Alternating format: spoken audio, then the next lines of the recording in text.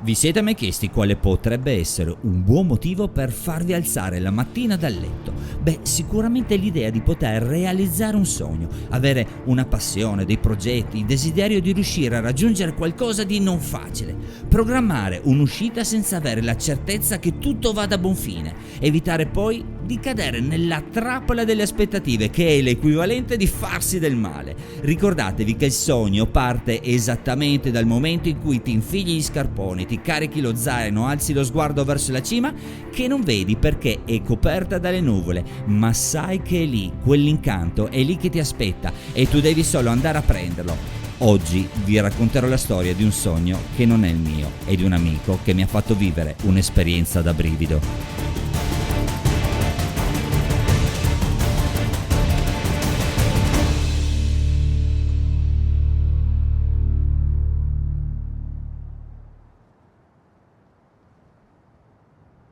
Bene, eccoci qua Buondì.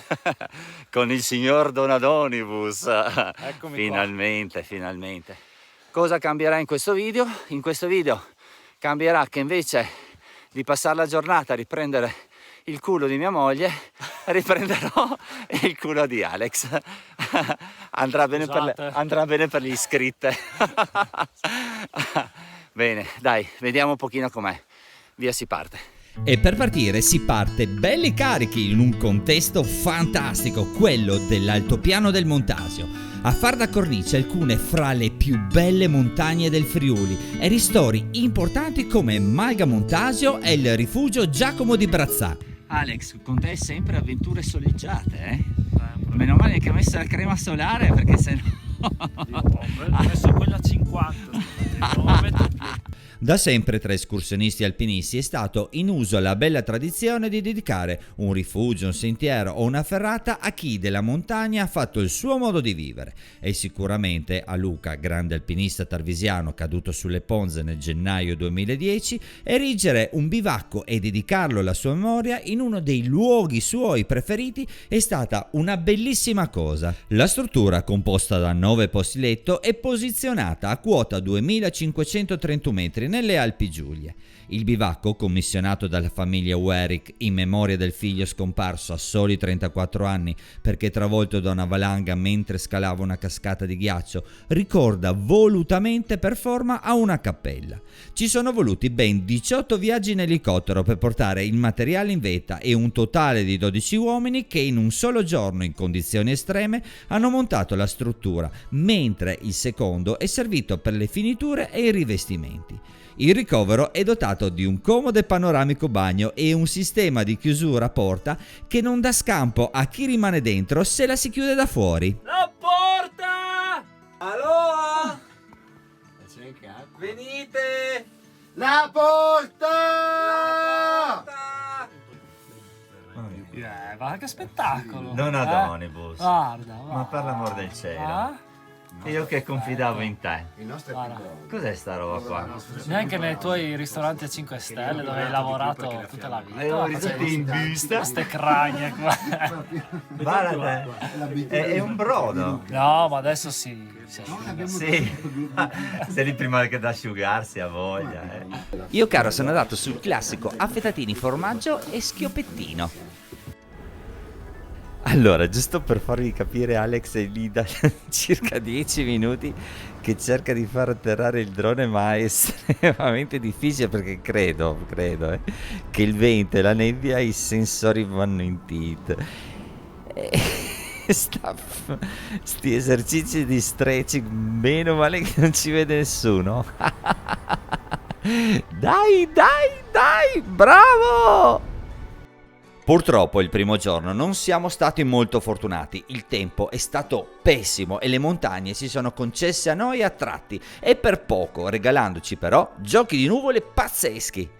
Allora, purtroppo il tempo non migliora e quindi torneremo indietro per dove siamo arrivati. Non lasciamo il Sassolino del Sorriso in bivacco, ma lo mettiamo all'inizio della ferrata e chi lo trova spero che sia un buon augurio per fare un sentiero che è estremamente panoramico e che sicuramente faremo prima o poi. quindi adesso niente, si lascia il sassolino, come sempre chi lo trova lo porta su un'altra vetta e appena si sistema un pelino il tempo ritorniamo giù. Niente, è quasi ora di ripartire, no Gianluca? Però alla fine ci siamo divertiti un sacco, non è stata male. È Una stata bella esperienza, sì. in bivacco ci siamo divertiti, abbiamo mangiato, abbiamo riso, abbiamo scherzato, abbiamo visto le partite dell'Inghilterra, che non abbiamo guffato abbastanza, però dai, abbiamo avuto una finestra di bel tempo di mezz'ora ieri che siamo riusciti a fare qualche ripresa carina, speriamo, poi vedremo a casa. E niente, ora ripartiamo, sfruttiamo una finestra di bel tempo, così, il tempo in cui non viene giù che non piove non lampa, però più che altro. Sì, cerchiamo di scendere giù, volevamo fare la Cerri a Merlone, però non è il caso di affrontarla, è abbastanza bagnata, insomma non ce la sentiamo, torniamo giù da dove siamo arrivati. Purtroppo la montagna, nel bene e nel male è così, la promessa è di ritornare su, no, sì, Alex? assolutamente, merita. Perché qua è una bomba, Poi veramente, il ragazzi. momento di bel tempo abbiamo visto un panorama meraviglioso. Sì, è stata una figata unica, quindi ritorneremo sicuramente. Adesso niente, torniamo sui nostri passi e vediamo cosa facciamo, magari qualcos'altro. Vediamo. Oh. Ciao, dopo. Ritornando sui nostri passi, sorpresona, come d'incanto, si apre tutto, quindi la parola d'ordine è non si scende. Is it just me, or is it hard to agree with what you're trying to explain? Visto che Gianluca non ne aveva ancora abbastanza oggi, Non si scende? no, non si scende. Siamo sì ridiscesi per la strada del giorno precedente, però poi abbiamo deciso di fare una piccola deviazione. Una volta arrivati al bivio per andare al Dibrazzà, l'abbiamo visto, siamo scesi al Dibrazzà, Perché ma... a me le idee geniali vengono dopo. Quando eravamo quasi arrivati verso la fine, ho detto: ma perché non andiamo a fare cima di Terra Rossa? Quindi siamo ritornati su e adesso siamo qua, vero? Sì, siamo qua e Felici meritava, però. Dai. perché finalmente il tempo ci ha concesso uno spiraglio di bel tempo. Dai, Perché vai. ci arrivo dopo, poco da fare. Gianluca fotografo. Sweet delivery E voilà. is never guaranteed, no matter the place or time. Oh, I like when you're whispering and really listening. Not too much fuss, so keep it easy. We could sit in the shade, talk till late, and then we'll see. La magia purtroppo è durata poco, noi abbiamo tentato di fare leva, ma in breve ci siamo resi conto che il tempo peggiorava notevolmente, in maniera decisa, quindi raggiunto il canalone abbiamo mollato, ripiegando verso il rifugio Giacomo di Brazzà. Bene, direzione rifugio Brazzà. Cosa mi ha insegnato questi 2 giorni? Che quando scegli il compagno di cordata devi guardare quanto ha le gambe lunghe, perché io ad Alex veramente non ci sto, cioè ogni passo suo sono 3 passi miei. Normalmente lo faccio sempre con la Cri, oggi c'è un altro. Oggi c'hai me. Dici salute. Viva.